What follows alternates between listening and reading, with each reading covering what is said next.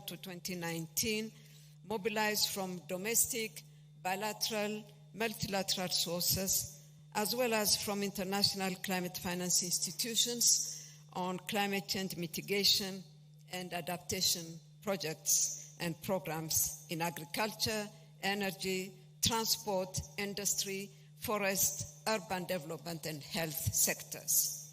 Despite this investment, Ethiopia still needs to attract and mobilize a significant finance to support its climate-compatible development agenda.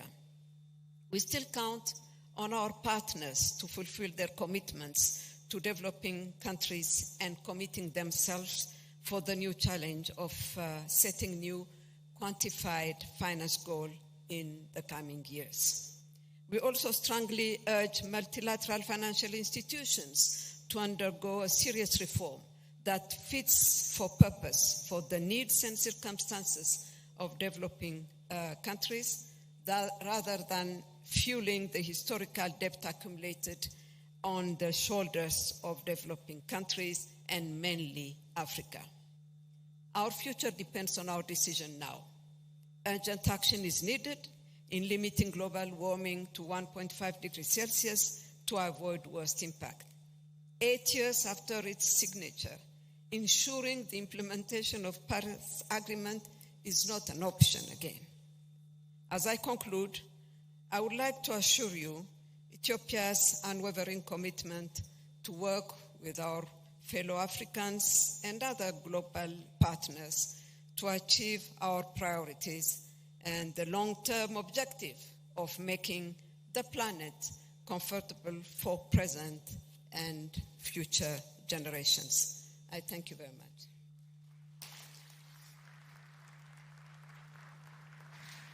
Thank you very much, my dear sister. Another round of applause for President Zewde.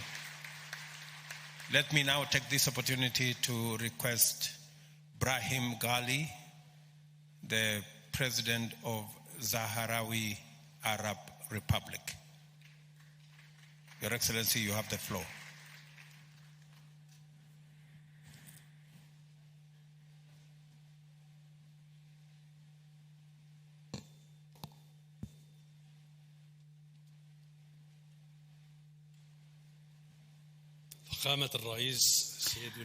Your Excellency, President of Kenya, Dr. William Ruto, and also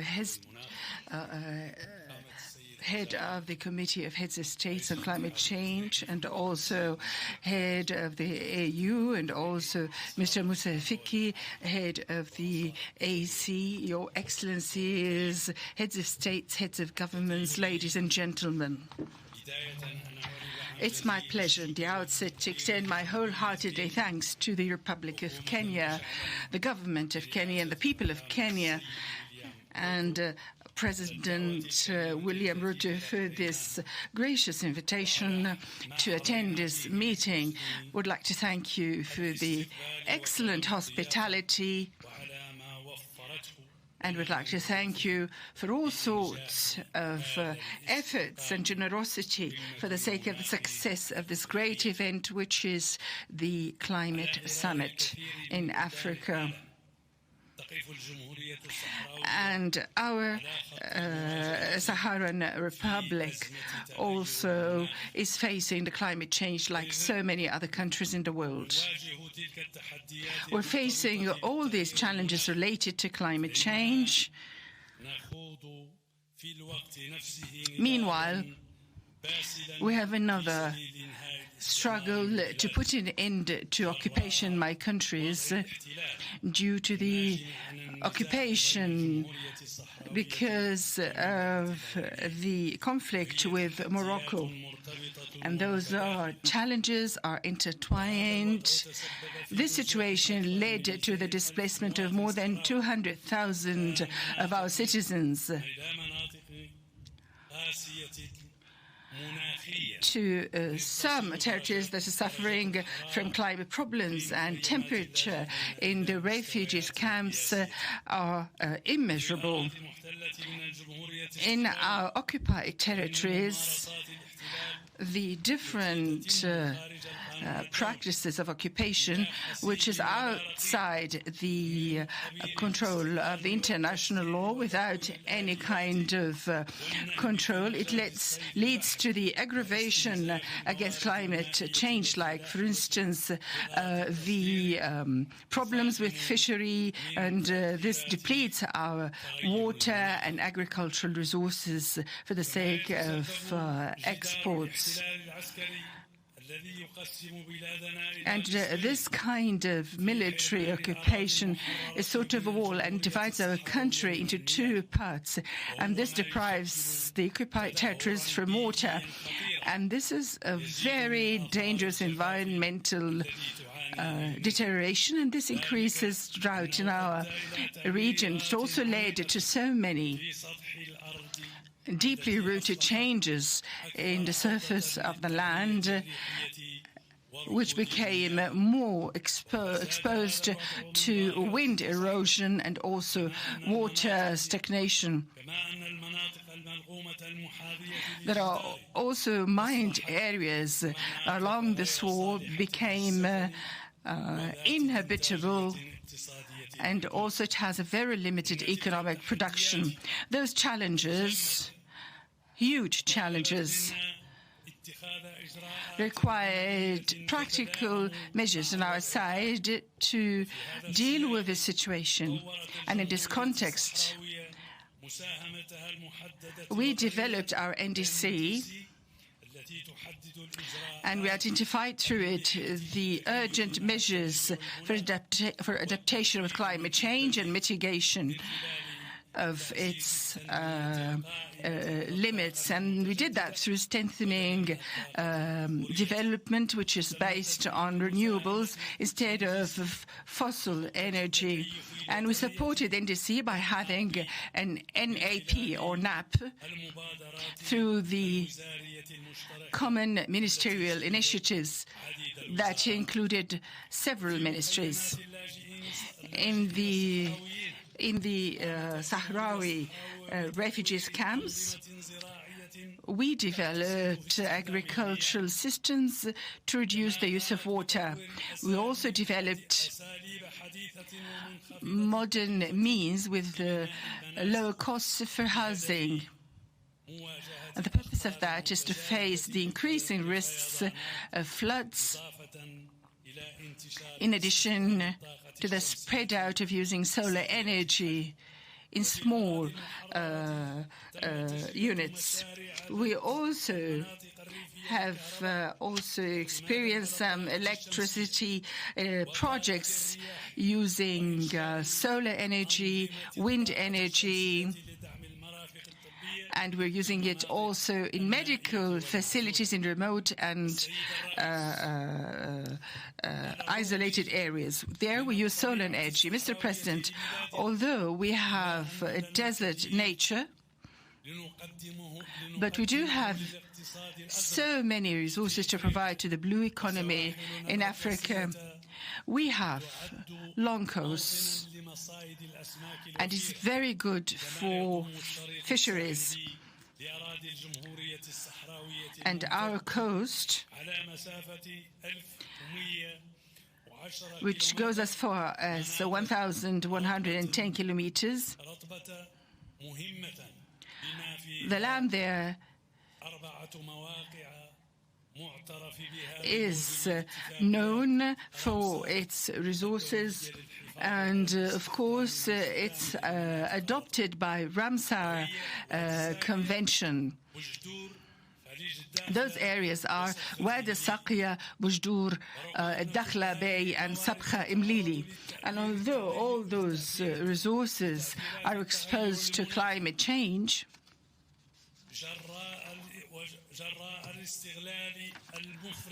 because of the excessive depletion of those resources under occupation, but our country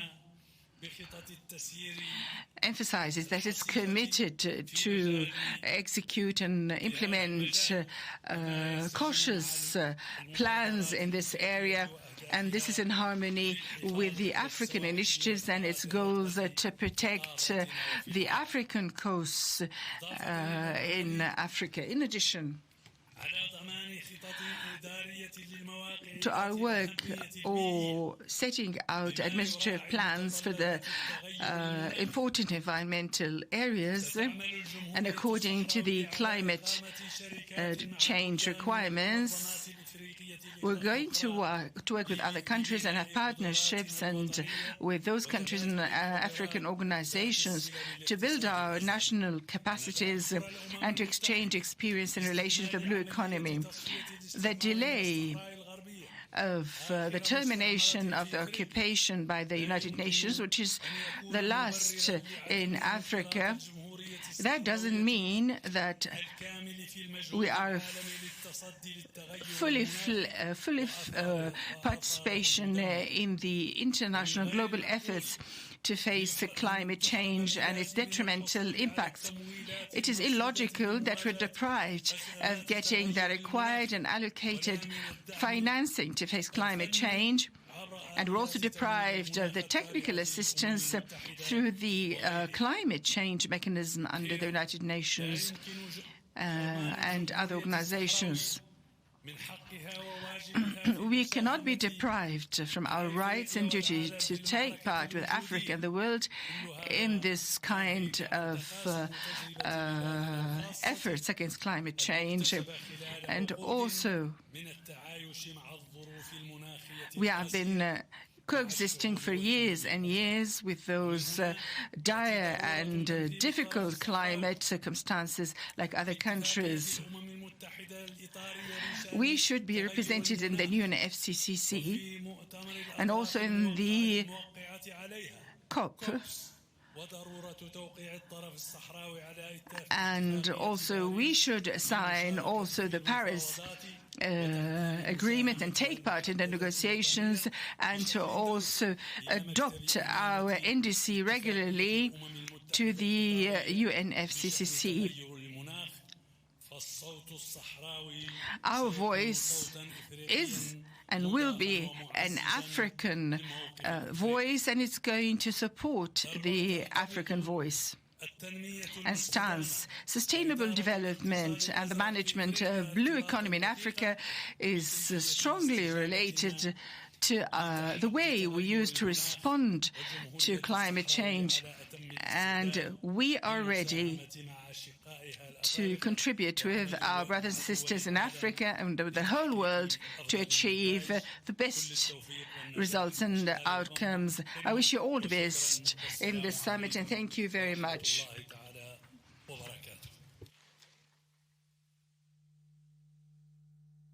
Thank you very much, Your Excellency Gali, for that statement. Now it's my humble duty to request His Excellency Evariste Ndayishimiye, President of Burundi, to make his statement. Your Excellency, you have the floor.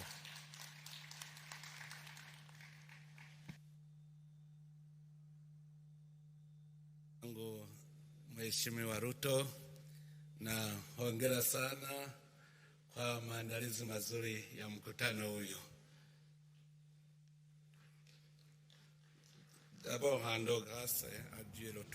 want to thank God for having given us this very beautiful continent and many opportunities for development. Excellency William Samuel Ruto, President of the Republic of Kenya, our host, Excellencies, heads of state and government present, representatives of international and regional organizations, all protocols observed. At the outset, may I thank President Samuel Ruto, the government and people of Kenya for the warm welcome accorded to us. I also congratulate the government of Kenya and the African Union on the excellent organization of this summit, which is being held at the appropriate time. Excellencies, ladies and gentlemen, climate change is one of the greatest collective threats to mankind. In Burundi, the impact of climate change, mainly through drought and torrential rains, violent winds, floods, and landslides are the major factors of displacement of people. To this, we have to add the rising of the Lake Tanganyika and the growing land degradation, which push families to fight about the remaining fertile land. According to the findings, the annual loss in Burundi is estimated at $100 million. In these losses, 72% because of flood, 5% because of torrential rain, and 40% of violent winds. Thus, these weather vagaries, in fact, lead to $70 million of loss, and it impacts on the well-being of the peoples, their livelihoods, provoke the destruction of human habitat as well as infrastructures, the proliferation of and the spread of diseases and loss in human life. Over the past 20 years, the 1001 hills of Burundi are exposed to the impact of climate change. Burundi was used to having rainfall of 9 months, but today drought has even grown beyond 4 months, with an unusual season and rhythm of seasons that affect agricultural productivity as well as animal husbandry. Burundi has increased the number of initiatives in order to face this phenomenon. Burundi is in line with all the conventions that relate to climate change. In this regard, Burundi has adopted an environment code in 2021, and one of the policies for environmental orientations taking into account climate change. This program is accompanied by the mobilization of farmers and by putting, that is, the planting of trees in fertile arable lands in order to retain the rain water. Burundi prepared in 2021 its nationally determined contribution operational plans for adaptation. Plans also adopted, and according to Article 9 of Article 4, Paragraph 9 of Article 4 of the Paris Declaration.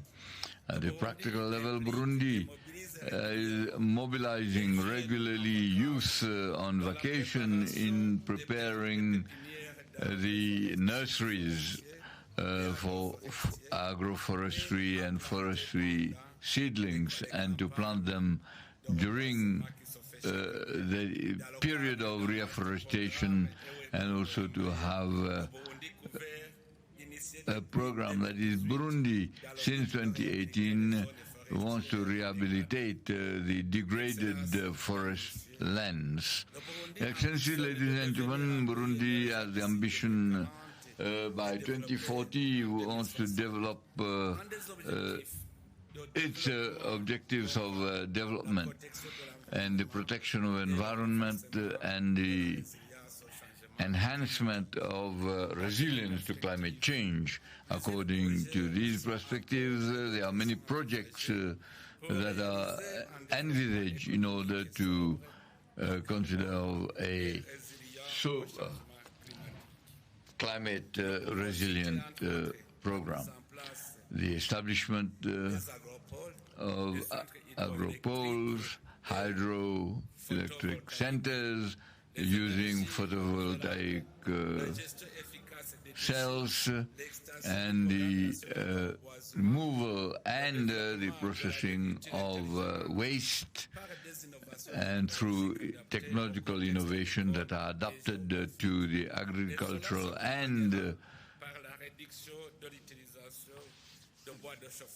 situations where you will have fuel, wood, and other natural gas and biogas which were going to be used.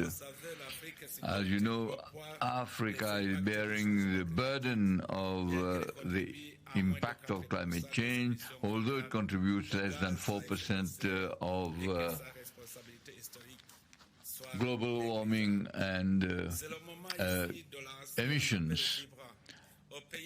Therefore, there is an urgent appeal to the developed countries to honor their commitments in Paris, made in Paris, and to work in favor of the developing countries in order to mitigate the climate change and also ensure the transition towards a green climate.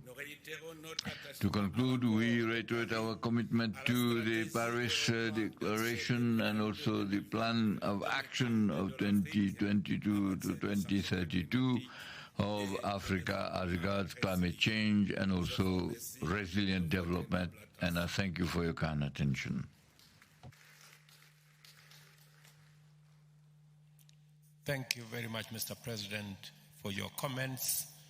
Another round of applause for President Evariste Ndayishimiye. Let me now take this opportunity to request the Vice President of Angola, my dear sister, to come and make her statement. Your Excellency, you have the floor.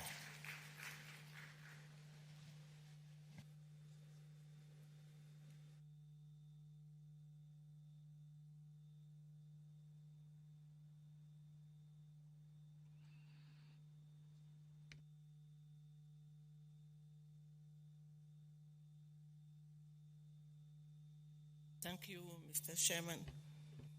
Excelência William Samoei Ruto, Your Excellency, the President of the Republic of Kenya, Mr. William Samoei Ruto, Your Excellency, Mr. Azali Assoumani, Chair of the African Union, Your Excellency, Mr. Moussa Faki, the Chair of the African Union Commission, Your Excellencies, First Ladies, distinguished guests, ladies and gentlemen, all protocols observed. Allow me, Your Excellencies, to present to you, first of all, the regard of His Excellency, Mr. João Lourenço, the President of the Republic of Angola, whom I have the honor of representing in this August summit, attended by member states with the aim of contributing to finding durable solutions to address global challenges related to the climate change on our continent. We would like to take advantage of this opportunity to applaud the government of Kenya for the warm welcome I received, as well as the warm welcome to the Angolan delegation. We would like to applaud the African Union for this important initiative. We would also like to applaud His Excellency William Ruto, the President of Kenya, who is a coordinator of the Committee of African Heads of State and Government for Climate Change, for incentivizing member states to contribute for the process of green transformation of the continent and for the development of the continent, human and natural resources. Your Excellencies, ladies and gentlemen, about half a century ago, the environment came to the center of the development, of human development. Just like other regions, Africa has been affected by the global shocks, including the global financial crisis,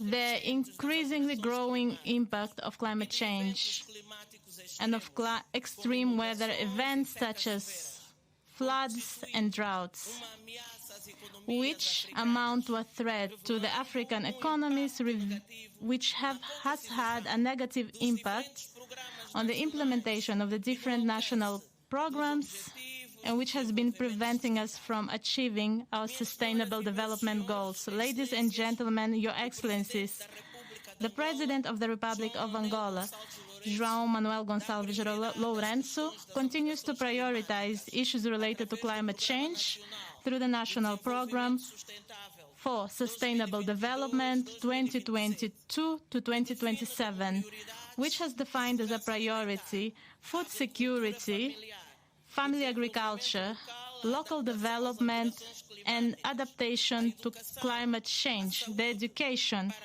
health, for greater development of human capital, the creation of inclusive employment, as well as modernization and expansion of national infrastructures, both port and road infrastructures, the development of industrial centers to support the diversification of our economy and sustainable growth.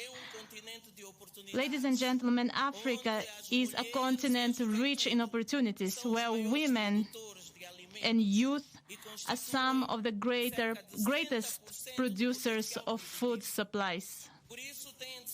Therefore, we must fund initiatives and projects that involve women and youth. We need to finance green employment for the youth in order to increase and strengthen the adaptation and resilience of our communities and promote sustainable development. Angola is fully committed with the implementation of the UN Framework for Climate Change. For that reason, we have been implementing policies and action plans, such as the National Strategy for Climate Change 2022-2035. This strategy aims to address the challenges launched by the Paris Agreement and to assure the implementation of the Sustainable Development Goals, as well as establish the vision of the African policy for the Angolan policy for 2035. Out of its own initiative, the Republic of Angola is developing a diversified energy program, and today it incentivizes energy transition for clean and renewable energies through the implementation of two projects, which is the project of the photovoltaic panel, which will be producing 235 megawatts, which will help reduce the impact of the greenhouse gas emission to the tune of 935,000 tons a year. We are also building 5 photovoltaic parks in 5 provinces in Angola. When it comes to adaptation to climate change, we have been implementing mitigation activities to help mitigate the impact of the drought in Angola. The country has invested more than $130 million for the construction of the Kafu Channel, an infrastructure that will bring water to the communities affected by the drought, as well as to support agricultural activities, in this way building the resilience of our rural communities. Your Excellencies, ladies and gentlemen, we acknowledge that the road is long. With regards to technological solutions and innovative solutions for climate challenges, the responsible, sustainable production and consumption. On that end, we are working with the African Group, implementing initiatives that will allow us to honor international commitments, especially when it comes to increasing and ensuring that at least 70% of our energy comes from renewable sources by 2035. Ladies and gentlemen, the damage and the losses Africa is suffering as a result of climate change are high. They have been contributing for social instability. They have been contributing to mass displacement and have been contributing to the existence of conflicts.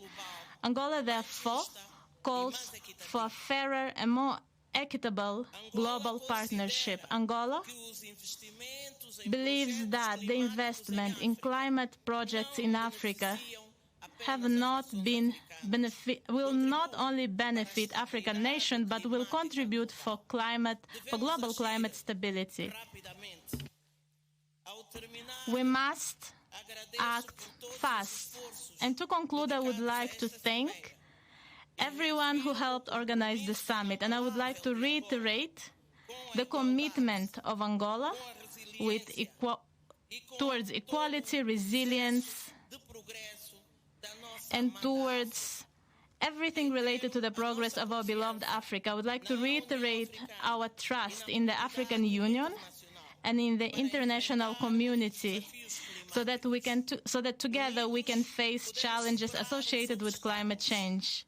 Together we can overcome the obstacles and build a better future for our communities, for Africa, and for the world. Thank you very much. Merci beaucoup. Thank you very much. Thank you very much, Madam Vice President. Another round of applause for Angola. Thank you very much. Let me now take this opportunity with all humility to ask President Ismail Omar Guelleh, the President of Djibouti, to make his statement. Your Excellency.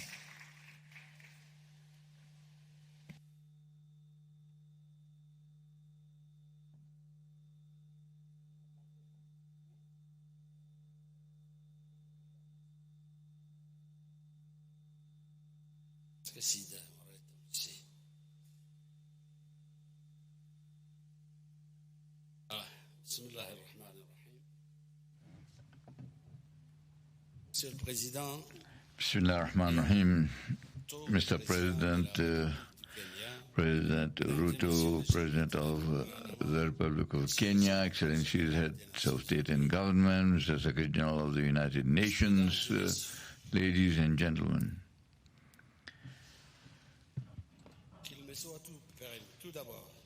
First of all, may I thank the President of the Republic of Kenya, William Ruto, and the brotherly people of Kenya for the warm welcome accorded to us since our arrival in this beautiful city of Nairobi.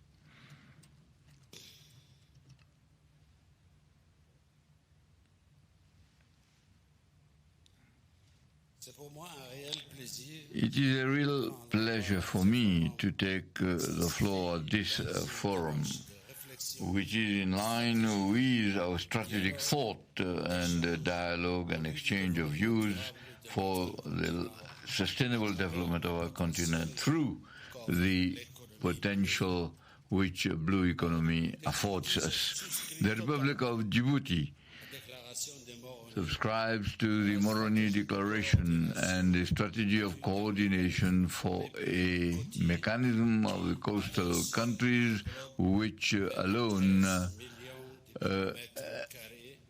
encompass 13,000 kilometers country is partly desert country and affected by climate change, and this has been imposed also on us. That is why the tertiary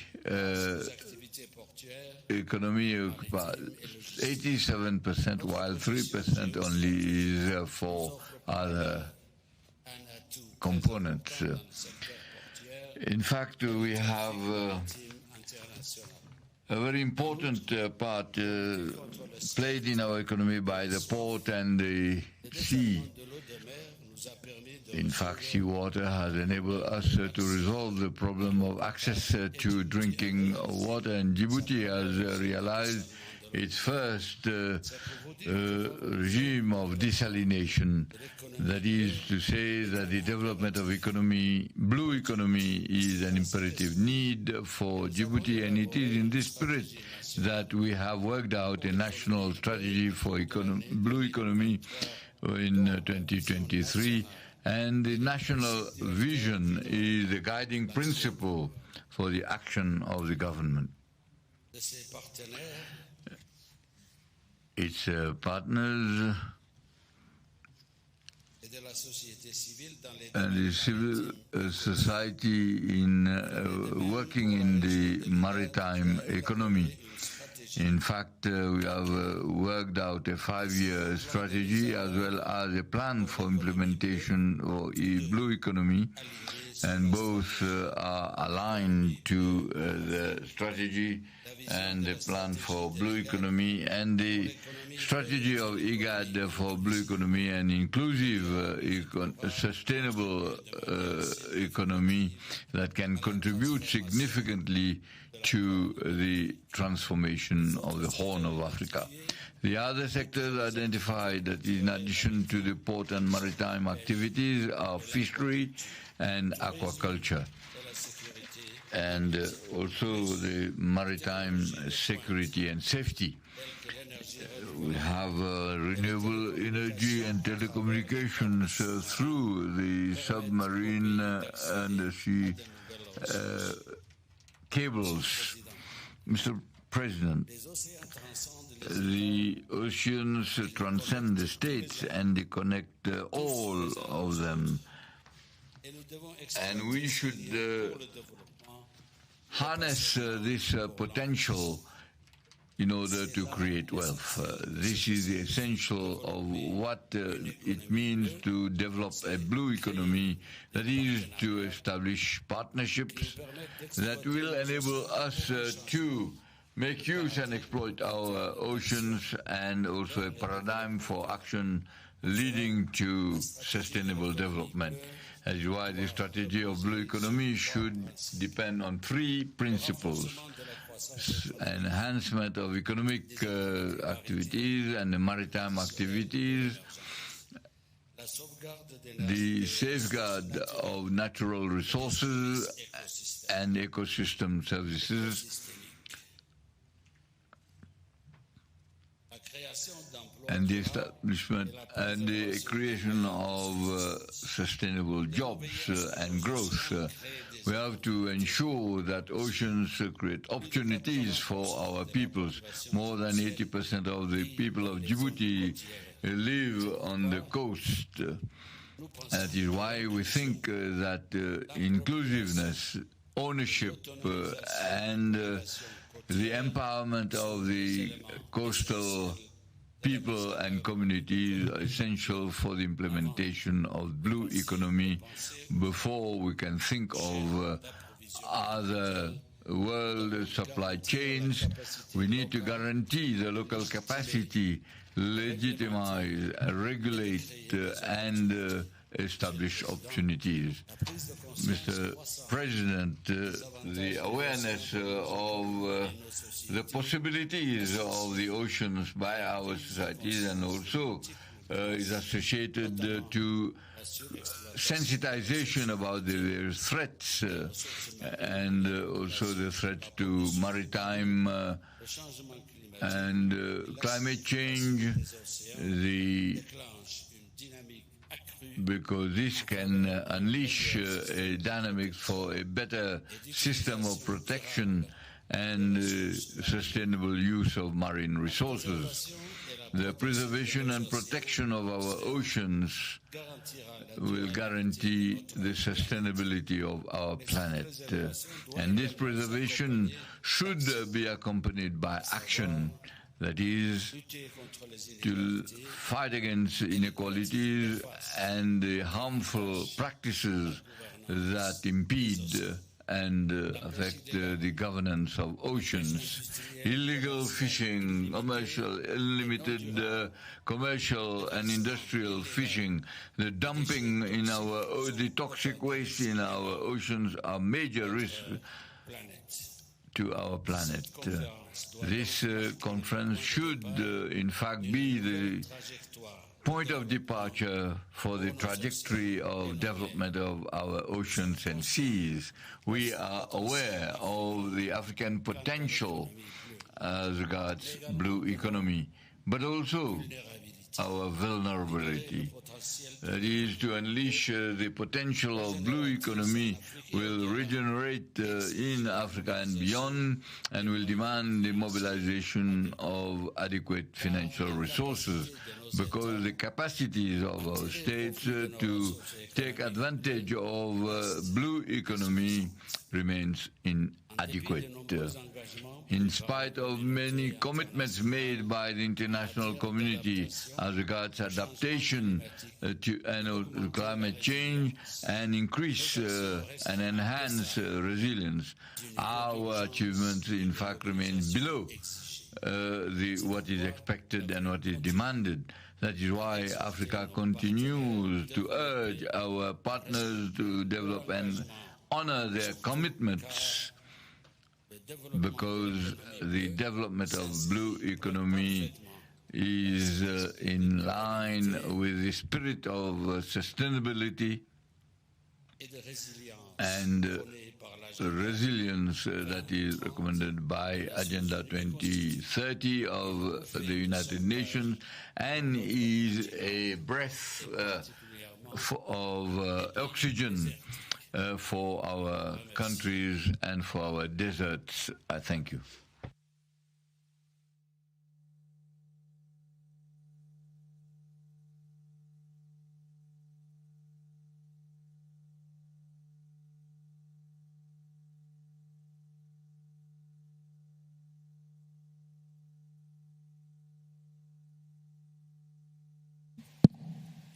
Another round of applause for President Ismail Omar of Djibouti.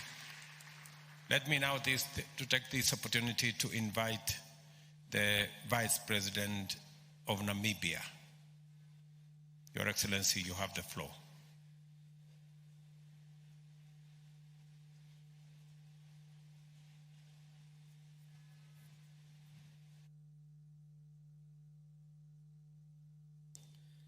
Your Excellency, President William Ruto, President of the Republic of Kenya, Your Excellency Musa Faki Mahamat, Chairperson of the African Union Commission, Your Excellency Antonio Guterres, Secretary General of the United Nations, Your Excellencies, Head of State and Government, Ministers, delegates, ladies and gentlemen.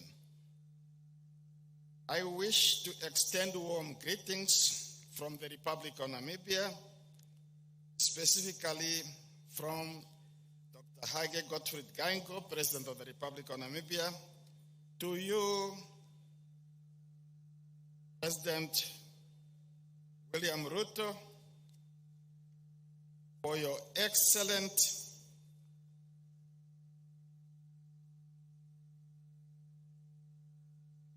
leadership in the fight against climate change, and for hosting this very important and timely summit on climate change.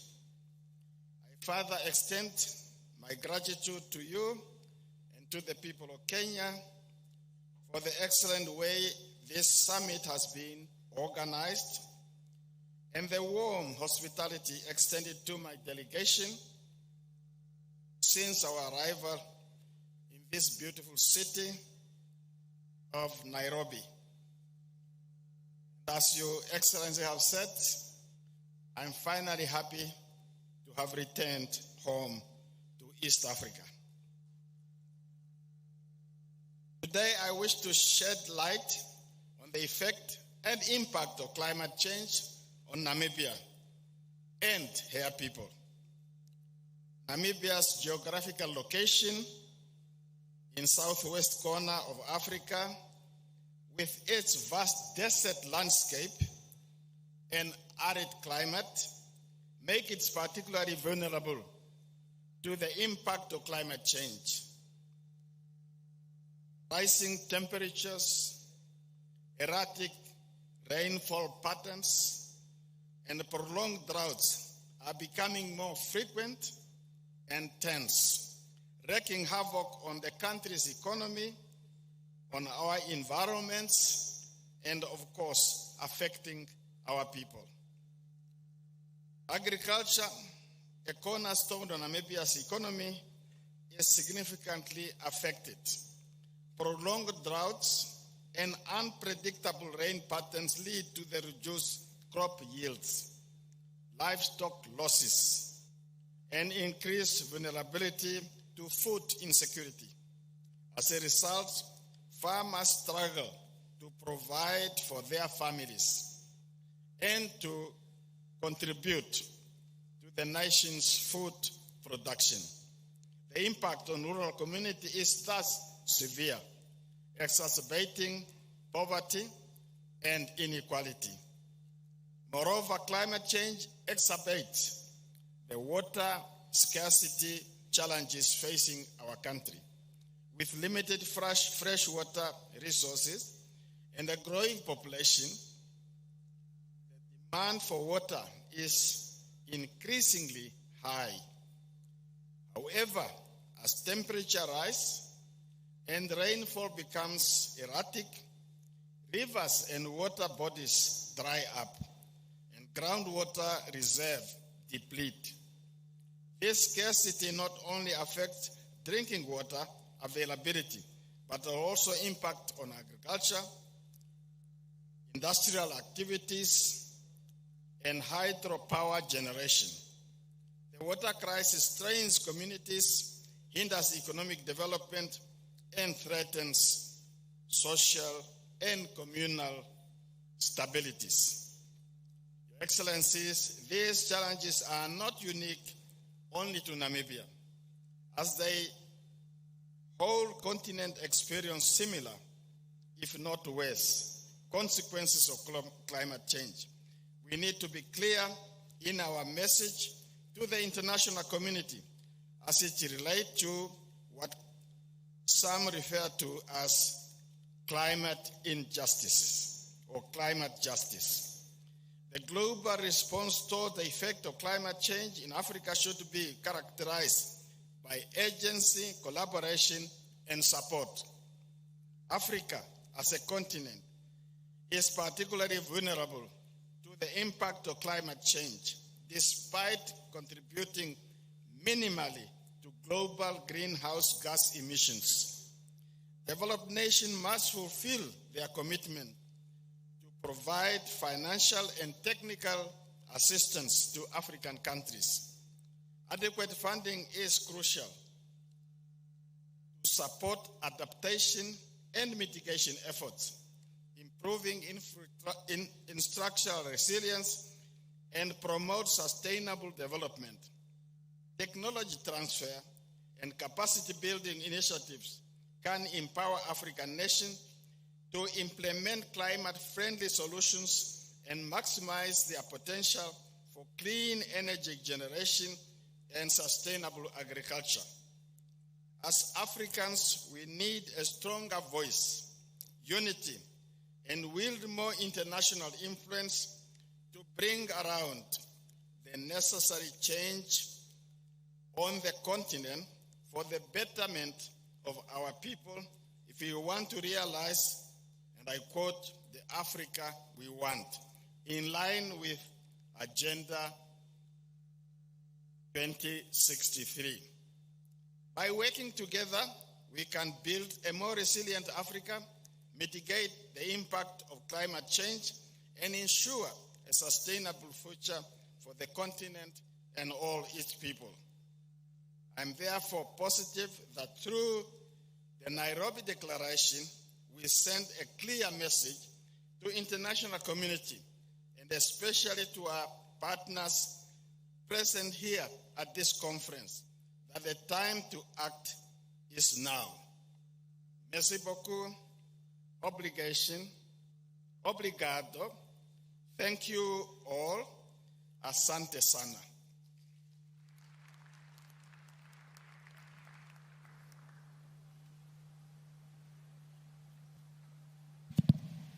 Thank you very much, Mr. Vice President. Now it's my opportunity to request the Vice President of Colombia, my sister, to come and make her remarks. Your Excellency, Madam Vice President. She is the first woman of color to be Vice President of Colombia. Welcome.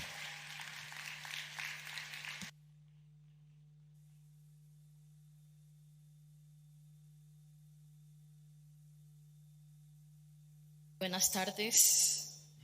Saludo al presidente. I greet the President of the Republic of Kenya, William Ruto. I greet the excellent President of Comoros, Azali Assoumani, His Excellency Moussa Faki,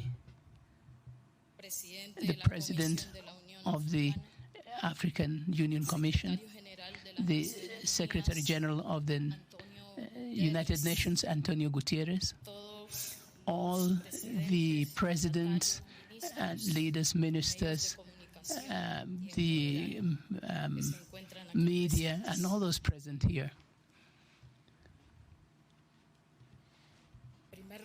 In first place, I wish to thank the President Ruto for having invited Colombia to participate in this great summit on climate here in this African continent.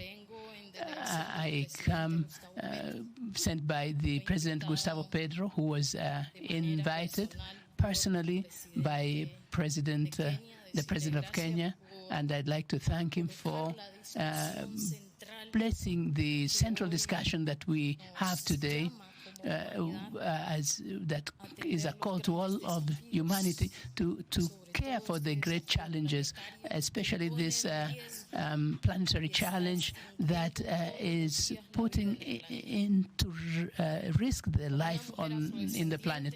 As an African descendant woman, I'm very proud to be here in the mother continent. From here, my ancestors came. They were slaves when they left, but today I return as a free woman vice president, and that means that we have done, we have chosen freedom, justice, and dignity as people. It's an honor for me to be here to form part of this very important discussion, and it is the challenge that we have to, and which our nations face with the climate change. As you have said, Africa is the voice of the planet, but it's also the place where humanity came from. And today, knowing that Africa is giving directions on how to save the big house, the planet. However, it is necessary for this voice to be heard, to be extended to the global south. Today here, Latin America is present, the Caribbeans are present because we are suffering the same challenges as you are. My country this year, as a government, we have had to face a crisis, a very strong crisis on account of the effects of climate change, floods, which have put in danger the lives of the most vulnerable. But now we have a drought which is starting and which is going to put into danger human life and the life of the fragile ecosystems which form part of this great lung of the world, which is the Amazon and the Pacific region. As we know here, there is another part of this lung of the world, which is the Congo Basin, the region of the Congo, a very strategic region for guaranteeing equilibrium. In this sense, President Gustavo Petro has made several proposals to the world in the United Nations, and today these propositions are placed before you. Whatever has been said today here about how to assume the polycrisis, the different crises that we're experiencing. The crisis of hunger, the crisis of migration, crisis of health, and the pandemic. This is a sign of this planetary crisis and of the many crises that derive from the impact on the planet of the climate change. And in this sense, therefore, the countries of middle income or the vulnerable countries are the ones that suffer the greatest consequences, as has been said here several times by the speakers. We are not the people responsible for the emissions, but we suffer the greatest consequences of them. And here the problem is a problem of finances. How do we finance the actions that we are carrying out in our countries and in our regions? The real problem is a financial problem. It's not a lack of political will to do something. The real problem is that we don't have the resources, sufficient resources, to look after, to challenge these planetary challenges, to face them. And therefore, we support the proposal of the President of a new reform of the structure of the financial system. We cannot attend this crisis with the same rules and norms of the international financial system, which certainly has a colonial view, or colonialist view, where the rich people sustain themselves in the economy by exploiting the poorer ones. And this colonialist vision will not allow us to challenge the situation that we are experiencing. Therefore, we propose the exchange of debt for climate action. This exchange of debt obviously cannot be in the traditional way as has been done before, because there would not be any just situation.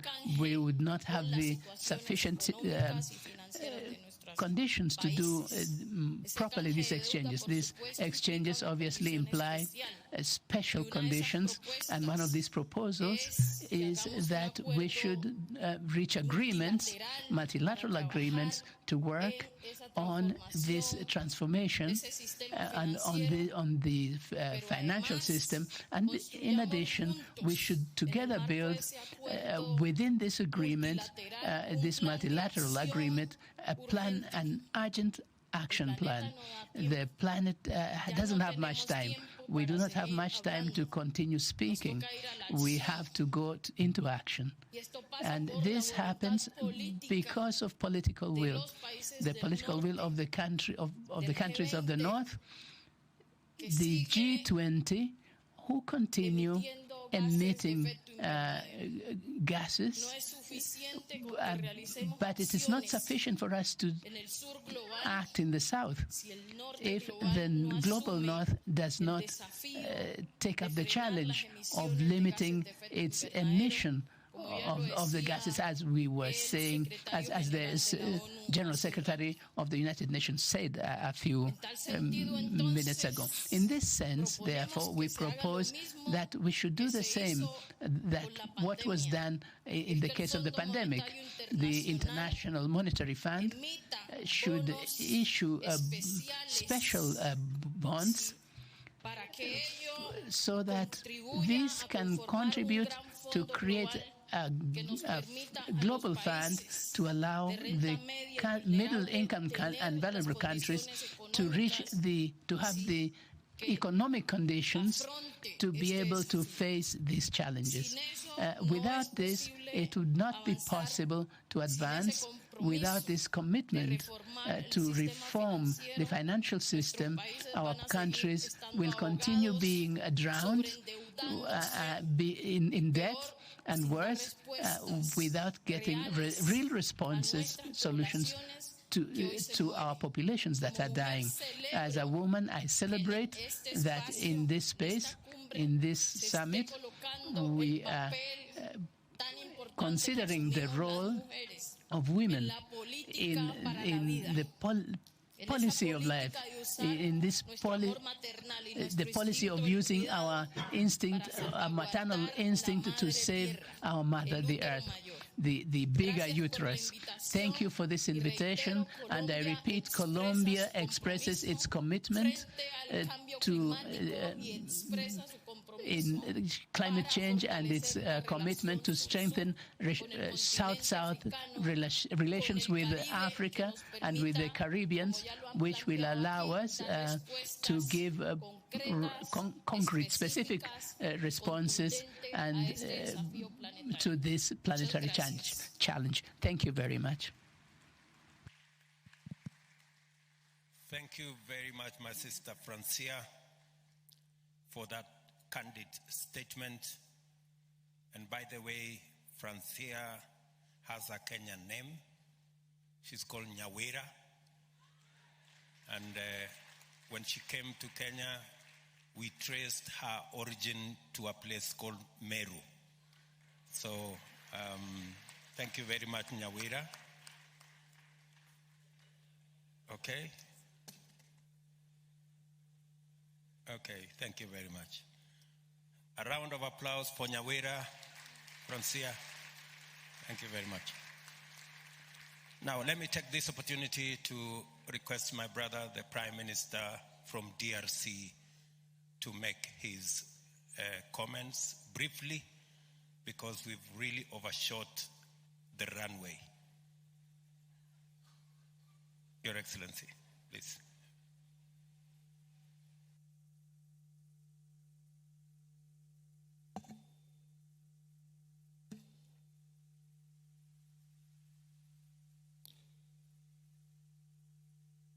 Excellency William Ruto, Excellency William Ruto, President of the Republic of Kenya and host of this summit.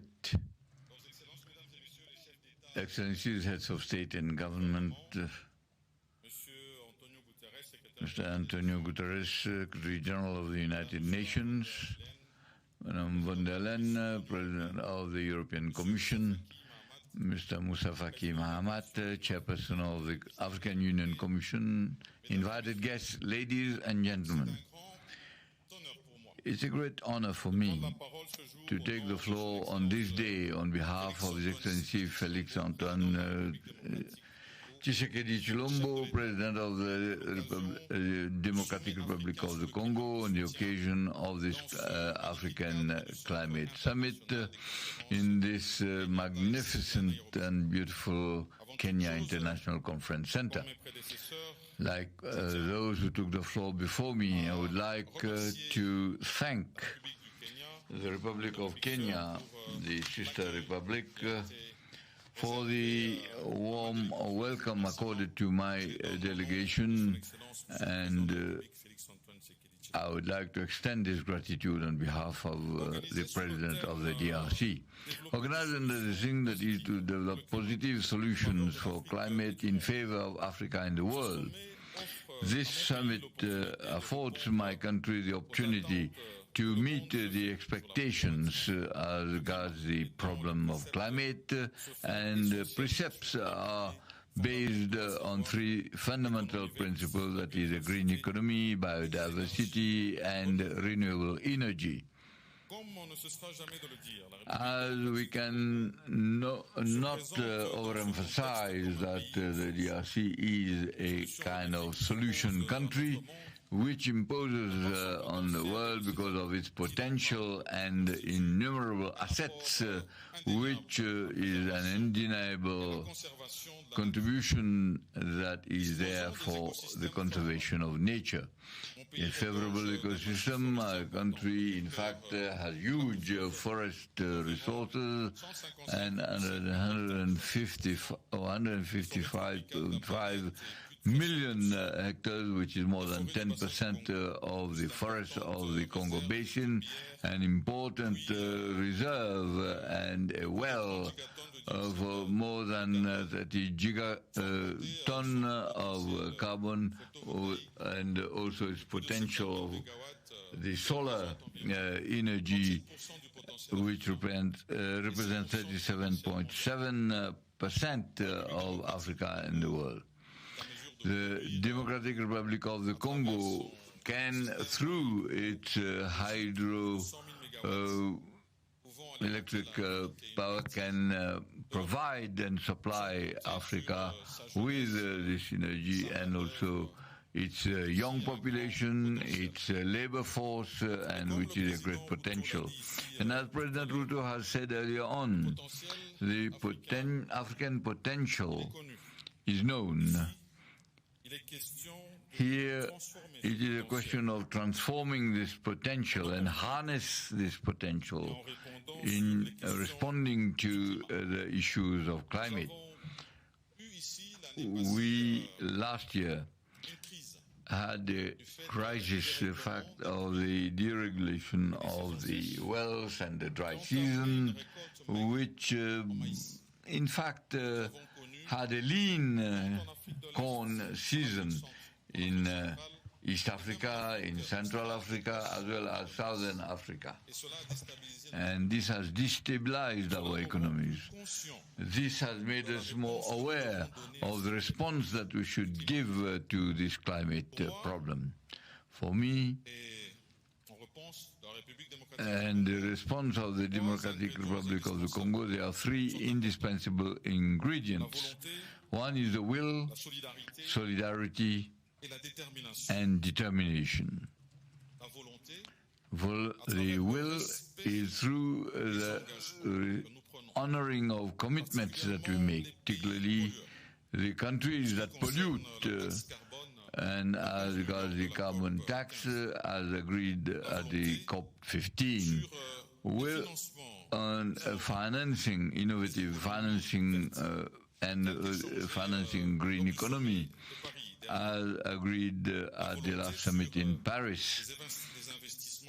And then the investment on energy, the development of value chains here in Africa, and this with a response for jobs for our youth, and the will to enable us, as it has been said here, that is access to financing on fair and equitable conditions, and the reduction of debt of the vulnerable economies through compensation, because it has also been proposed and I think it has to be recalled. And the second ingredient is solidarity. Solidarity as regards projects of common interest. I'm here thinking of and referring to energy, green energy, the needs in energy and the peoples who live in the forest, and also thinking of the Inga Dam and integrating a project. And we are open to proposals so that we need the efforts of each and every one. I can give another example, the agreement between the DRC and Zambia on the development of value chains, solidarity on issues of common interest, as is the case like the Congo Basin, the Amazon, and the Mekong Basin, as called by President Denis Sassou Nguesso. And then solidarity as regards peace and security in order to guarantee the protection of forests, biodiversity, which has been destroyed by various criminal activities. Then determination, which is the third ingredient.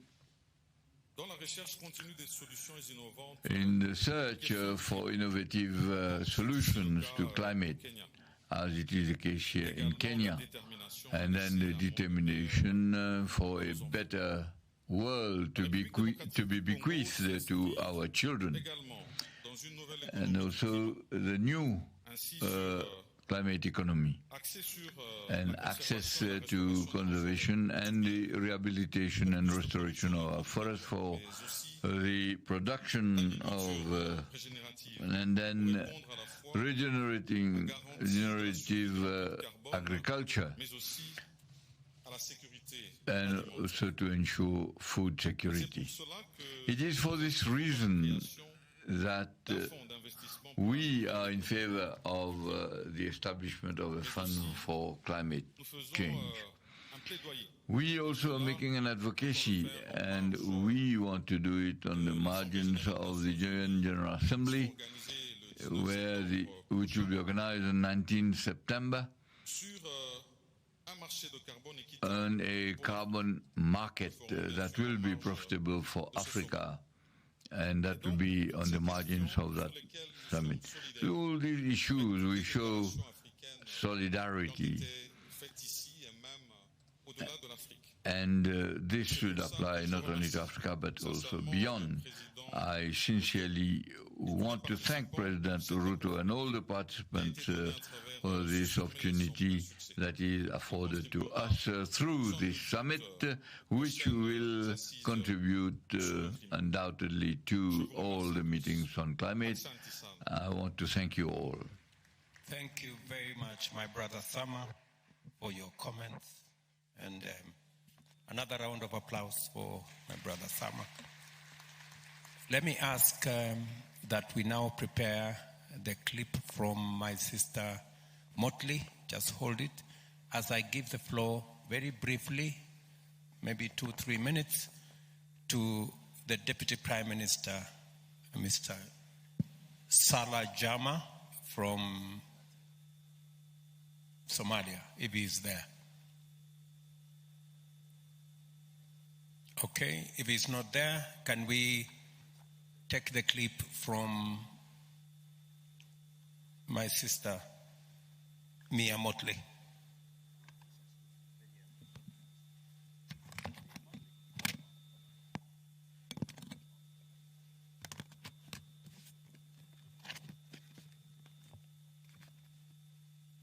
Your Excellency President Ruto of Kenya, Your Excellency Azal Assoumani, President of Comoros and Chairperson of the African Union, I'd like to thank you for co-hosting such an important summit. Thank you also to Your Excellency UN Secretary General, my dear friend and brother Antonio Guterres, and to Presidents, Honorable Ministers and everyone present for contributing to this remarkable occasion. We are gathered here today for what is truly an important summit, not just for Africa, but for the entire world. And while I do wish I could join you in person today, please accept my participation by way of this message as I bring this from you from my own shores here in Barbados. President Ruto, you know that Kenya is one of my favorite places, and if I could be there, I would be there.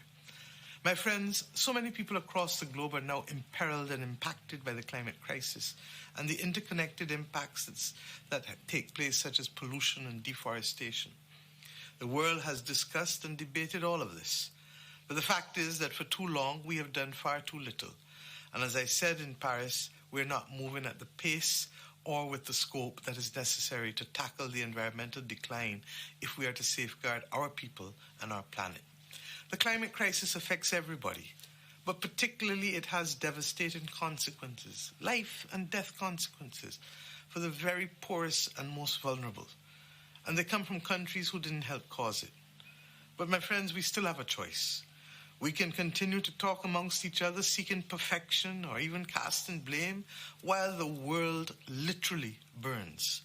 Or we can choose to transform our future. We can choose to shape it. To do so, we've said all along, we need to take action now, and at the pace and the scope that matters. And why with such urgency? We now live in a world of superlatives. I call it the season of superlatives, the hottest, the rainiest, the warmest. Everything is breaking new barriers and new records for the Guinness Book of World Records. And yet every day we continue to do nothing or enough as we see the impacts of the climate crisis. We need to stop talking and we need to do. The Bridgetown Initiative is an action plan that we've identified to make the world a better place, only because we live in a world where capitalism and money dominate so much that unless we unlock the financing mechanisms, we're not going to be able to take the necessary action at scale and with speed. At its core, the Bridgetown Initiative sets out how we can rebuild the international financial architecture to be fit for purpose, so that countries like ours and yours are no longer disadvantaged by systems that were not built with us in mind when they were established. Now is the time to do what needs to be done. There's no other word. N-O-W, a simple three-letter word, now. We are at the crossroads for humanity. And this, my friends, is a time when political will, matched by the recognition of our reality, will make all the difference in the world. I know that many of us recognize this who are there today at this Africa Summit. Your countries and your people continue, like mine and ours in the Caribbean and across SIDS, to face the brutal effects of this climate crisis. And we also face, of course, that climate financing gap that is limiting your ability to respond effectively. This cannot and this should not be. Brothers and sisters, I say to you today that it is up to everyone to do all they can to ensure the continued health of our nations. We must work together from the African continent to the Caribbean. Understanding nature and the climate crisis does not respect the boundaries which man holds fast to as borders. Indeed, I say now it doesn't matter because we're seeing it in the north, in the east, the west, and the south. We must stand up for what is right. We must share a sense of responsibility to our environment and indeed to the loss of biodiversity on land and in our oceans. We must share a sense of responsibility to each and every generation. We, my friends, are capable of achieving common goals, but we can only do so when we share that sense of responsibility to one another.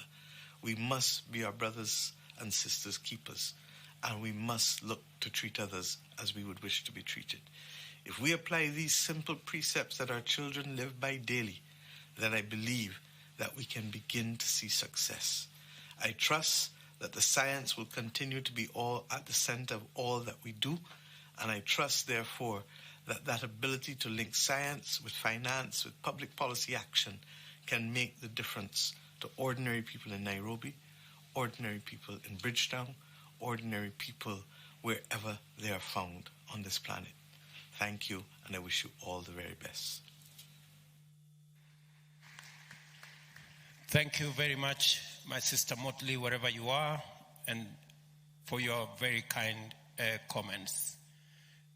Let me now take this opportunity to ask the Deputy Prime Minister from Somalia, Mr. Jama, to make your statement, and I request my brother to make it brief. Thank you. Thank you for understanding. President,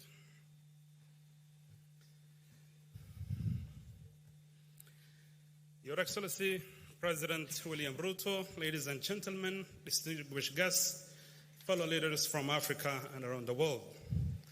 On behalf of the President of Somalia, Dr. Hassan Sheikh Mohamud, and the people of Somalia, I would like to express our heartfelt thanks to the President of Kenya for convening this very timely inaugural African Climate Summit.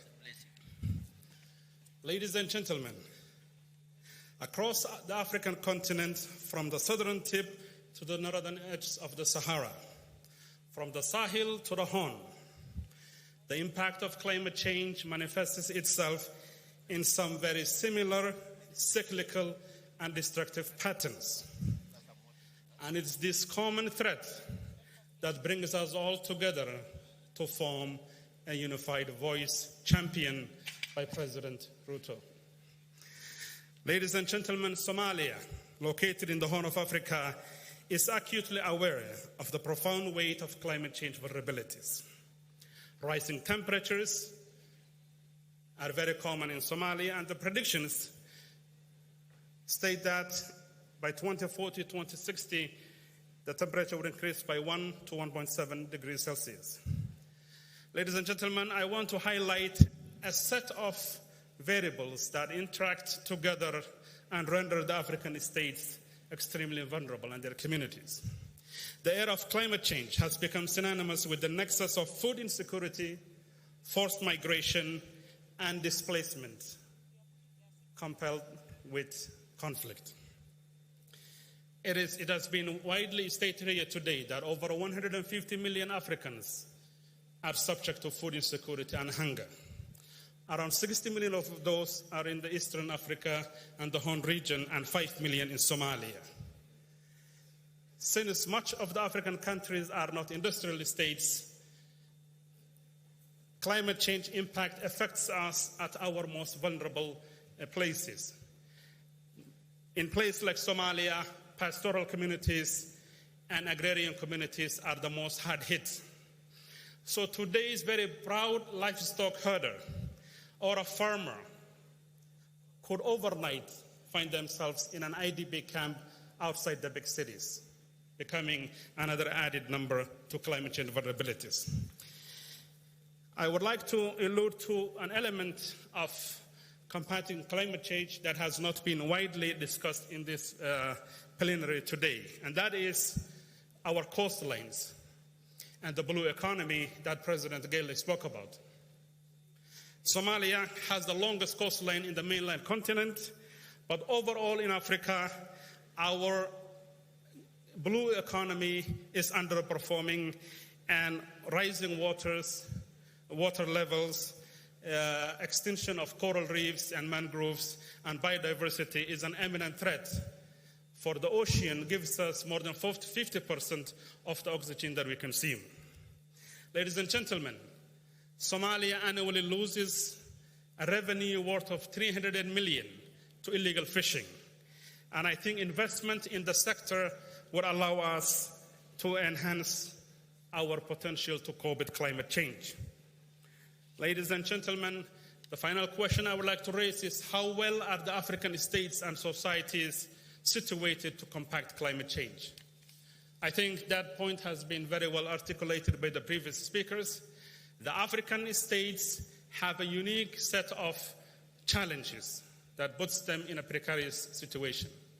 Limited fiscal space, changing global markets and volatility, lack of access to finance at a reasonable rate, all these elements compounded, and the climate change diverts the African states from investing in development and sustainable development goals, and on a regular basis focus on humanitarian interventions. Such an approach should be abandoned, and we must look for more meaningful engagement.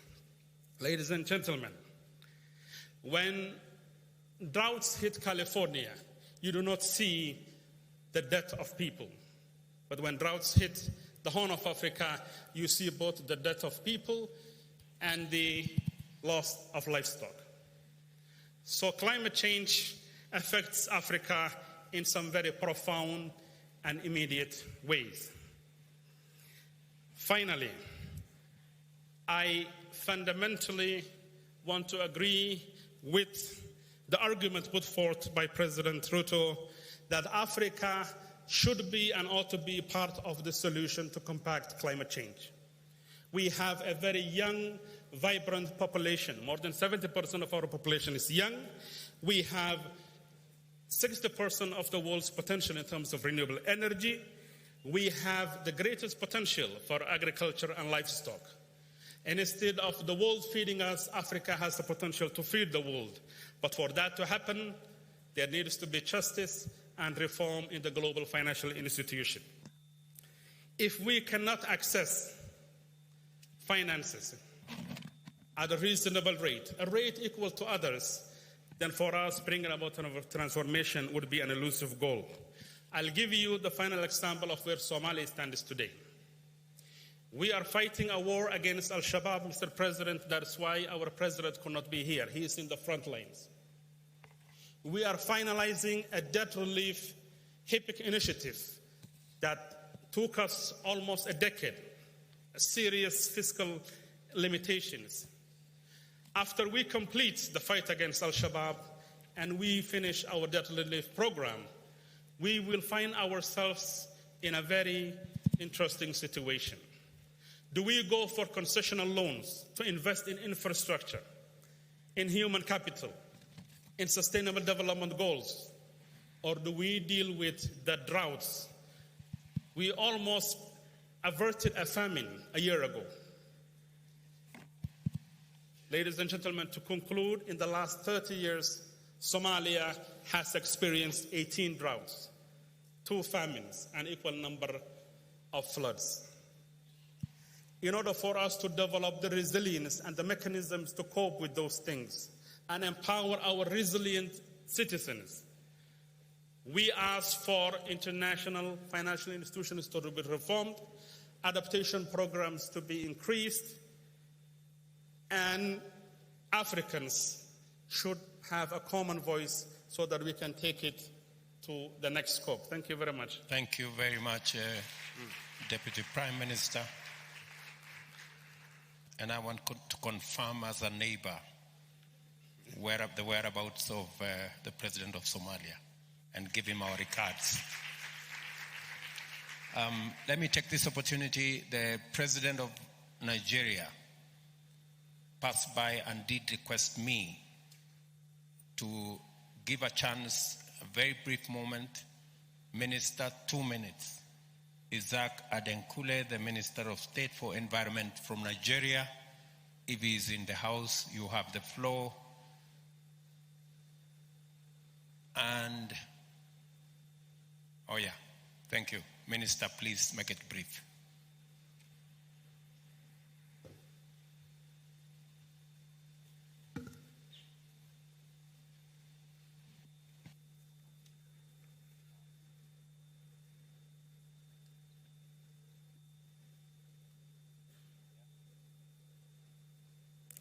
Thank you, Your Excellency. I am here to deliver the Nigerian statement on behalf of my President, the President of the Federal Republic of Nigeria, President Bola Ahmed Tinubu, who is unable to be here because he has to be in New Delhi, India, to be part of the summit of G20 leaders. Your Excellencies, President of the African Union, my brother, the President of Kenya, fellow African presidents, distinguished participants, ladies and gentlemen.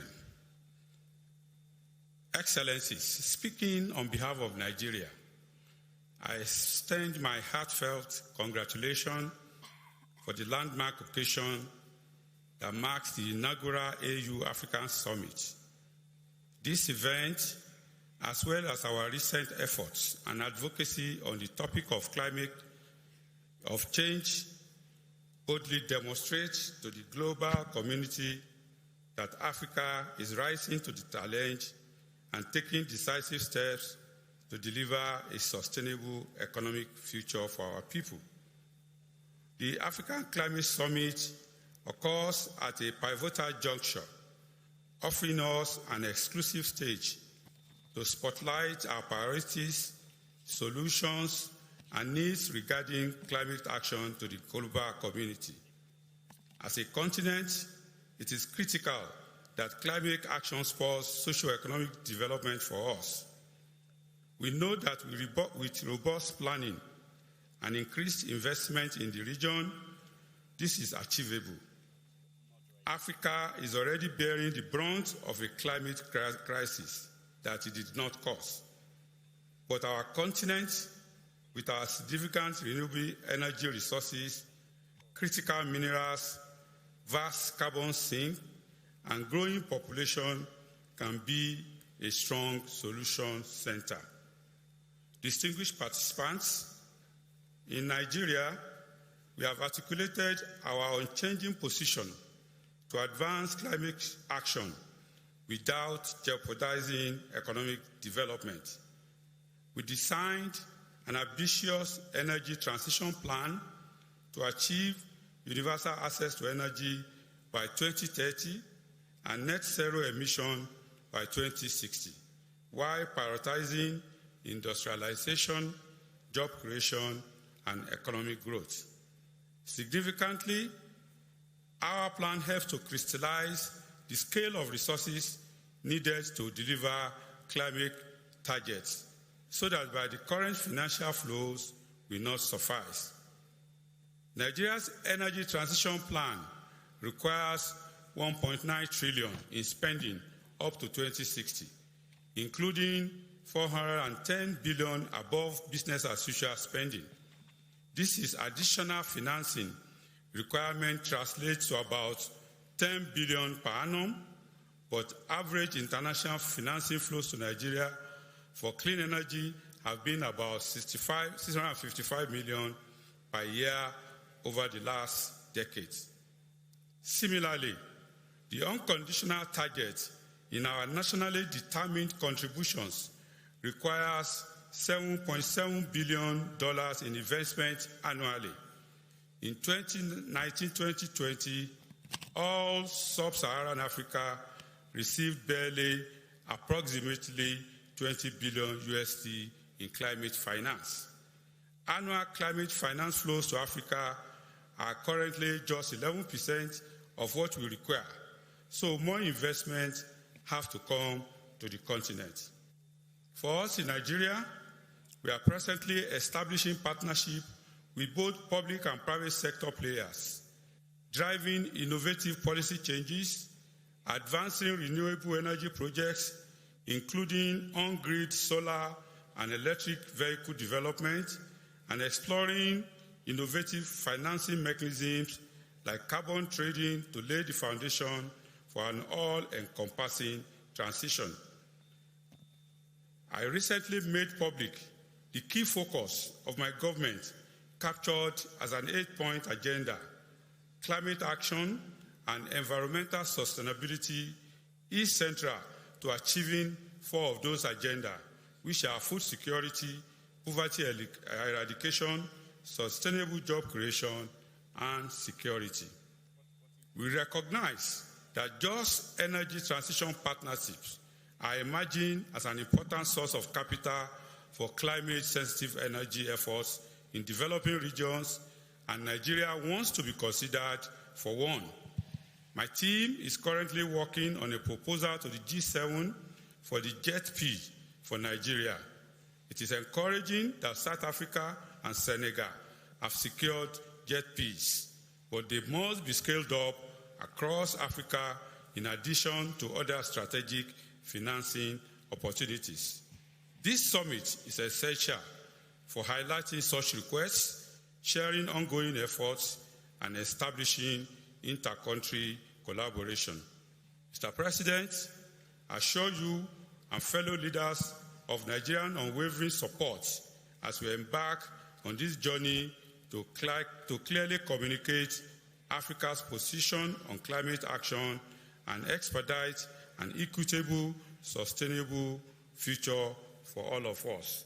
God bless Africa. Thank you. Thank you very much, Minister. I will extend another 2 minutes to my brother Ban Ki-moon, if he is still in the house. If he is not, then I will request the Honorable Huang Rungui from China, the Minister for Ecology. Your Excellency, you have the floor.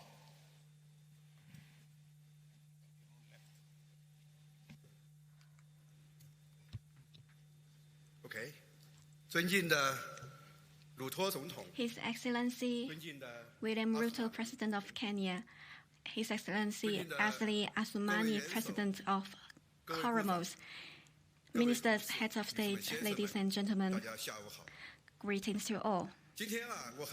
I am very honored on behalf of the Chinese government to be invited to join the Africa Climate Summit to discuss with African leaders, friends and colleagues on climate change and sustainable development. First of all, I would like to extend my gratitude to the Government of Kenya and President Ruto Williams to successfully convene this summit. I would like to also thank President Ruto to invite the Chinese government to attend this event.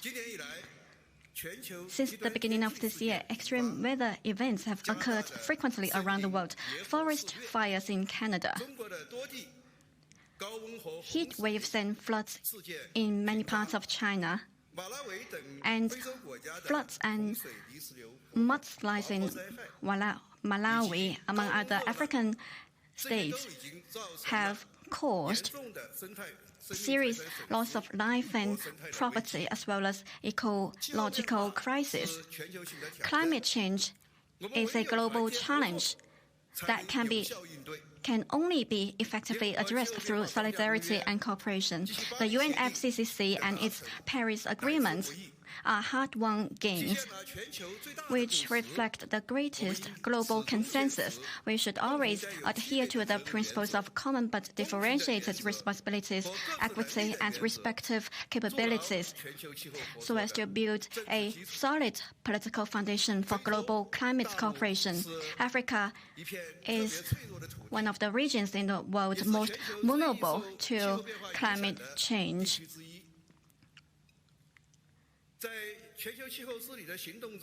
which also plays an important role in the climate governance and actions. Faced with the multiple challenges of development, poverty reduction, and climate change, African countries have taken vigorous actions in adaptation and mitigation, and have made great efforts to realize the goals of the Paris Agreement. China, as the largest developing country with over 1.4 billion population, can totally relate to what Africa is experiencing in face of all the challenges. President Xi Jinping has pointed out that addressing climate change is not something that others want us to do, but something we must do.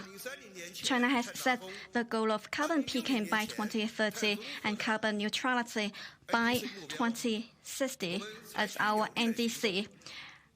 China has taken vigorous actions which have led to positive progress. In this regard, China has become an active player to respond to climate change. Over the last decade, China has supported economic growth of over 6% per year, with only an average annual growth of 3% in energy consumption.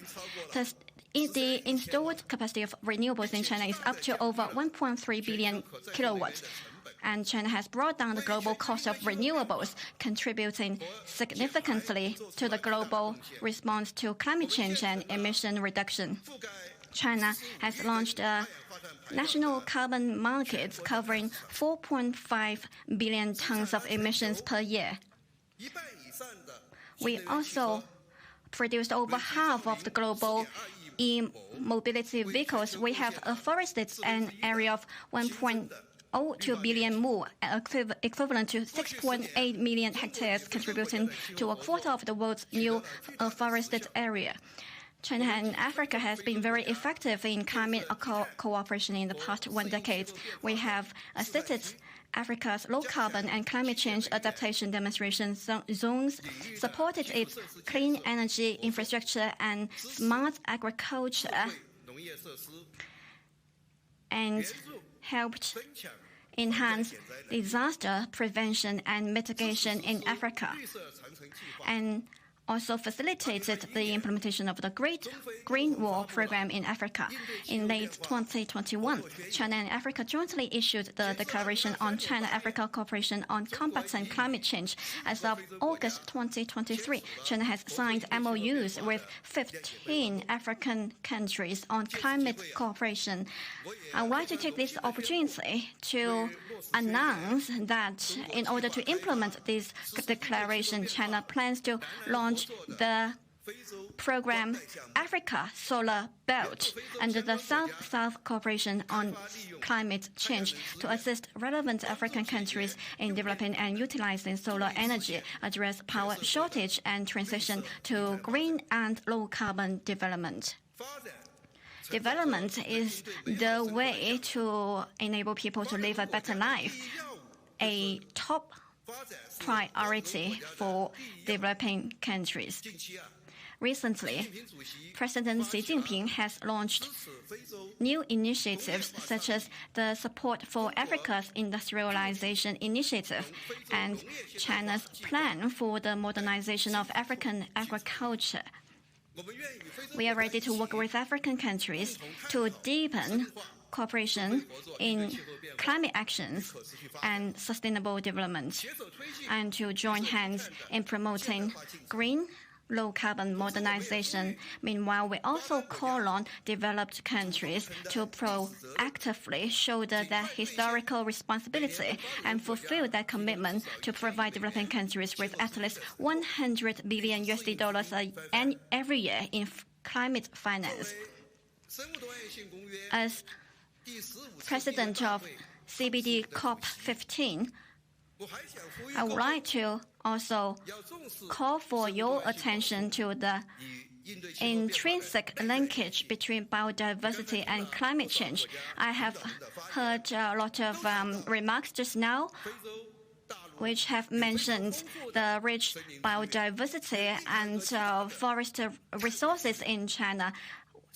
In Africa, containing huge carbon sink. China would like to work with the international community to fully implement the Kunming-Montreal Global Biodiversity Framework and to create harmony between man and nature. Finally, I wish this meeting every success. Thank you. Thank you very much, Minister. Let me now take this opportunity for another 2 minutes to ask my brother Achin Steiner, the UN Undersecretary responsible for UNDP, to make some brief remarks. That is another Kenyan from a place called Nakuru. Asante sana, Mr. President, Chairperson of the African Union Commission, Heads of State and Government, Excellencies, ladies and gentlemen. A great deal has been said this morning, but I'm still inspired, if I may say so, by your speech this morning, Mr. President. And with that, I take a license for a moment to take you back to a year in Kenya's history when you were 15 and I just a little bit older. It was the year that in Olkaria in Hell's Gate National Park, the first geothermal unit was installed. I mention this because the journey of Kenya in so many ways represents, when it comes to the energy sector, to leadership, to transition, to many of the things that you spoke about this morning, reflects what happens when people do not take the answer, it's not possible, it's not doable, it's too expensive, too seriously. Hell's Gate National Park is only about an hour outside Nairobi. Kenyans know it well. Visitors, please visit it, because it is today one of the most remarkable places, the backbone of Kenya's electricity generating economy.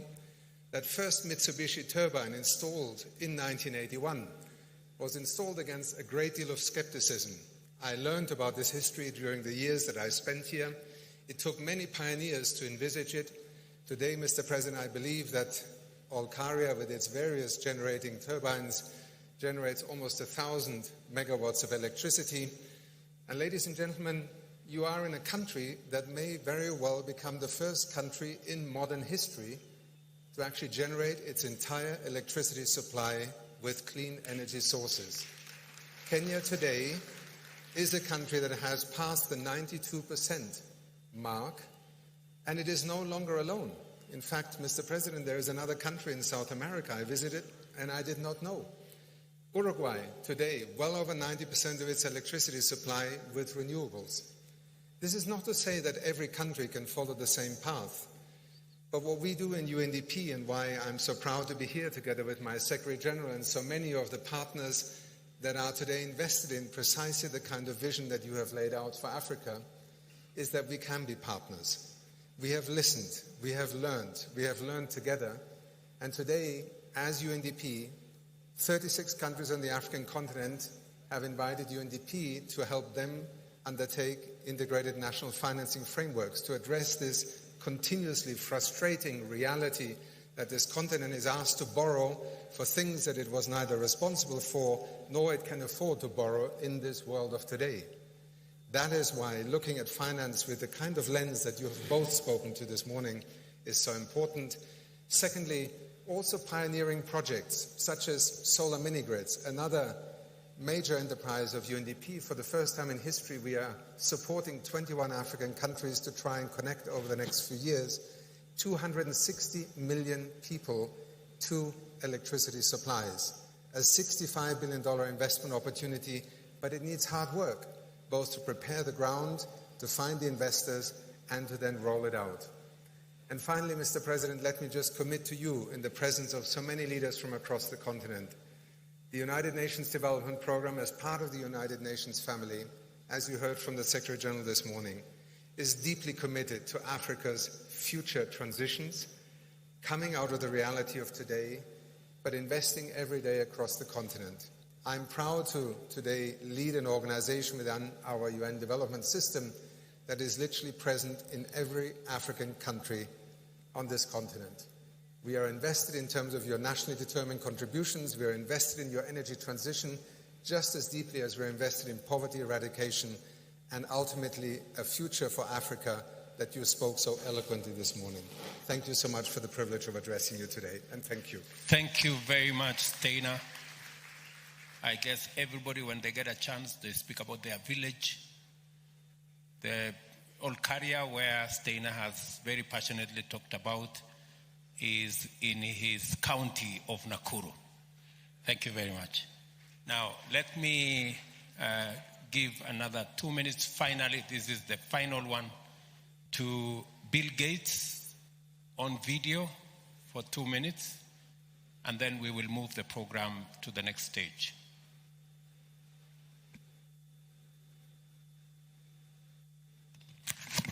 Hello. I want to thank President Ruto for convening this event and prioritizing this important work. I started work on climate change over 2 decades ago after I left my full-time work at Microsoft, and I was focusing on fighting poverty and fighting diseases. When I visited Africa, I saw 2 things.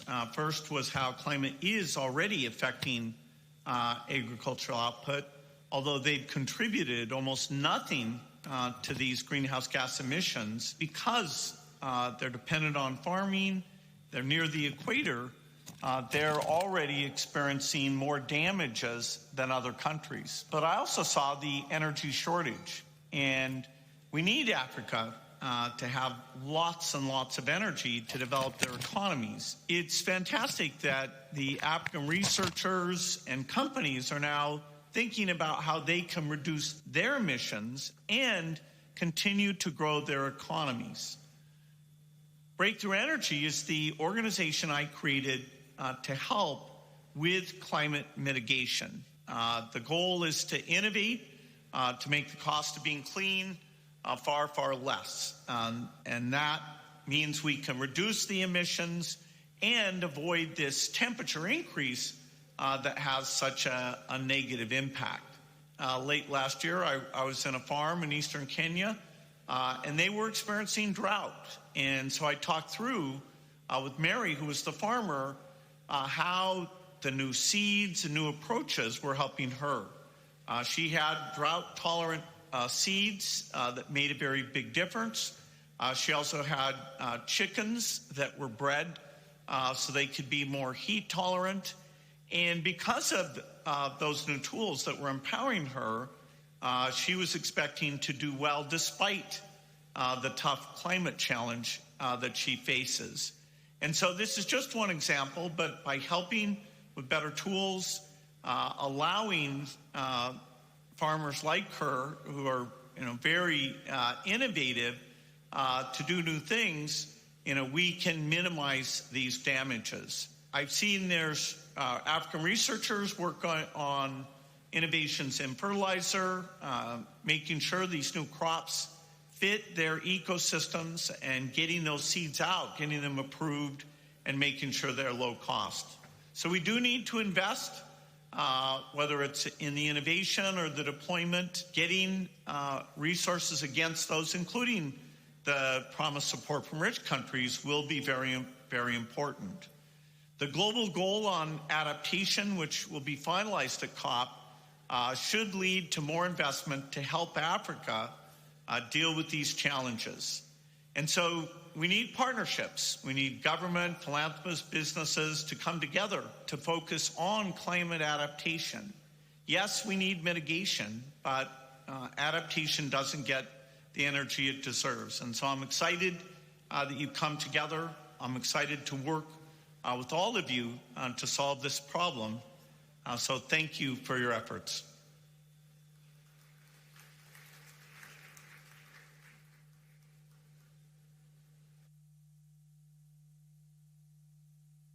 So, ladies and gentlemen, as we now wait, we're going to take a very short interlude of music. And at this point, can we all just stand up and stretch a little bit? Just stand up wherever you are and see whether we can stretch. I'm sure some of us have been sitting for long, long periods of time. So the next part we're coming to is the new global climate finance architecture. This is a centerpiece and a part that we've been waiting for all this time.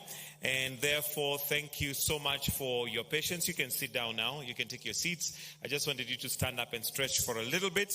And this is definitely going to be one of the highlights of this whole conference. So we request that we just remain patient, and this is where we are heading from here. So I request that we have a short interlude of music just to get us ready for the next session. As mentioned, it's a new global climate finance architecture that is coming up right here. So for now, let's have the interlude of music as we get ourselves ready.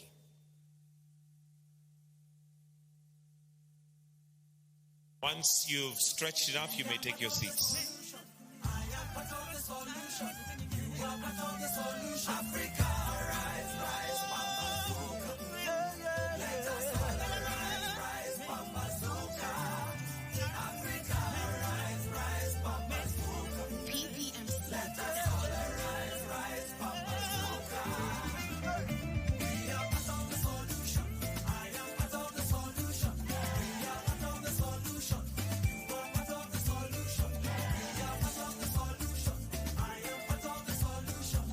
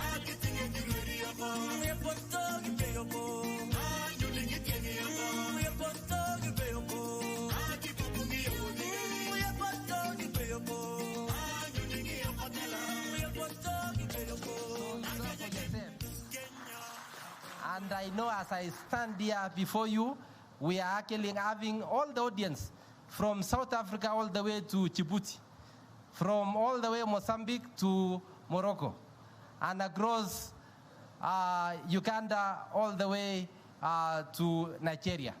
So this is Africa, and Africa is talking, and they have been heard. We want to thank you, Moses Chaliko. As you continue around, we want to say the action is now. We have waited for long. That is what Africa is saying. And thank you so much, and may God bless you.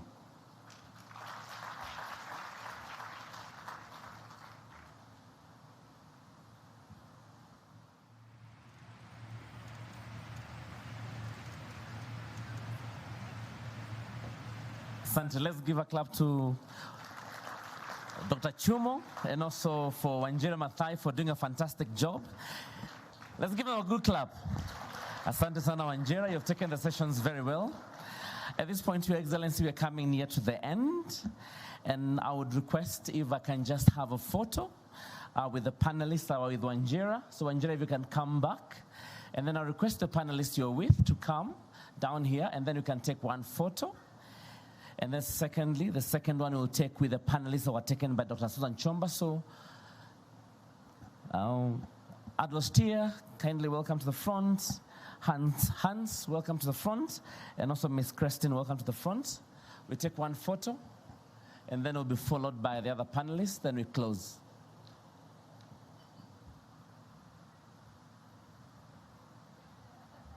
Your Excellencies, welcome.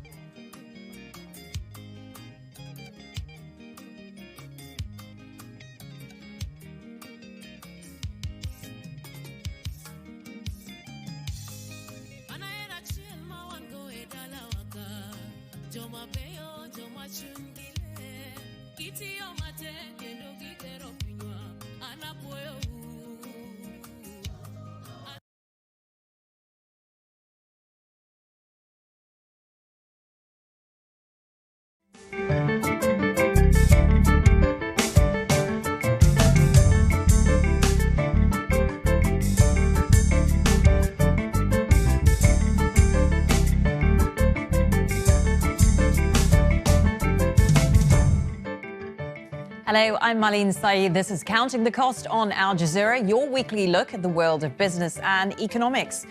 This week, the world's second largest economy is stumbling, and the alarm is sounding across the globe at China's worsening economic outlook.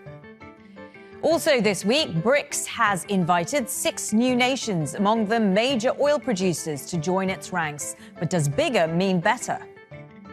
Plus, Sri Lanka's government says the economy is on the mend. Is the worst really over for the island nation's economic crisis? It's been described as the world's factory and the engine of global growth. China's economic rise was once seen as unstoppable. Then came COVID and 3 years of strict lockdowns. Fast forward to 2023, the year the economy was expected to roar back. Instead, factories are now slowing down, consumer prices are falling, real estate is in crisis, and exports are in a slump. The grim data indicates a serious economic slowdown, so much so that the US president has described China as a ticking time bomb. Well, the rippling effects are already being felt all across the world. The Chinese government has rolled out several measures to boost domestic consumption and revive the real estate sector, including cutting interest rates. For the first time since the 2008 financial crisis, Beijing has halved the tax on stock trading in an attempt to restore investor confidence. So what is going wrong for the world's second largest economy? Consumer confidence is an important factor. Many Chinese have lost trust in the government's ability to stave off an economic downturn. They're holding back on spending and investing. Instead, they're saving their money in banks. Businesses have also lost faith. International investors are estimated to have pulled out more than $10 billion from the nation's stock market in just the past few weeks. Many analysts say the property sector is at the heart of the problem. The housing market created jobs and accounts for nearly 70% of the wealth of Chinese households. But now major developers are in deep financial trouble and homes just aren't being sold. And the real estate crisis is also draining the coffers of local governments. Regional authorities have struggled to generate income from land sales. They're reported to have accumulated estimated debts of $10 trillion. Meanwhile, the prices of goods and services are also falling on weak demand. China's consumer prices fell in July for the first time in more than 2 years, tipping the nation into deflation. On top of all that, graduates just can't find a job. Youth unemployment is so high that the government has even stopped publishing data. Joining us from Singapore is Gary Ng. He's a senior economist at Natixis and a research fellow at the Central European Institute of Asian Studies. Thank you so much for your time, sir. Is China's problem, in a nutshell, that it's still relying on its investment playbook when instead it should be trying to shift balance towards consumption? Well, indeed, I think we have already seen some progress from, China in terms of trying to rely a bit more on consumption and rely less on investment. But the problem is that the drag from investment recently has been really too big, because if you look at what happened in the property sector, I think this is really one of the biggest problems that the country is facing right now. And of course, because of this big reliance on properties, then we start to see some spillover effect towards the government fiscal situation, and eventually also on consumer sentiment, because 70% of household assets are actually in real estate in China. So therefore, I think this has kind of kicked off a snowball effect from this weak home sales all the way towards different parts in the economy. So even though we still see consumers are willing to spend on some items such as services, tourism-related expense, and also, catering services. But this amount is simply not big enough to offset the property-driven growth and some of the big-ticket purchases, such as automobile. OK, so how big is the problem really in China? How worried should we be? Because on the one hand, you've got the US president saying China is a ticking time bomb, but the Chinese government and authorities are saying, actually, we're on track, recovery's on track, everything's fine. Well, I think this is really related to the expectation of China's growth.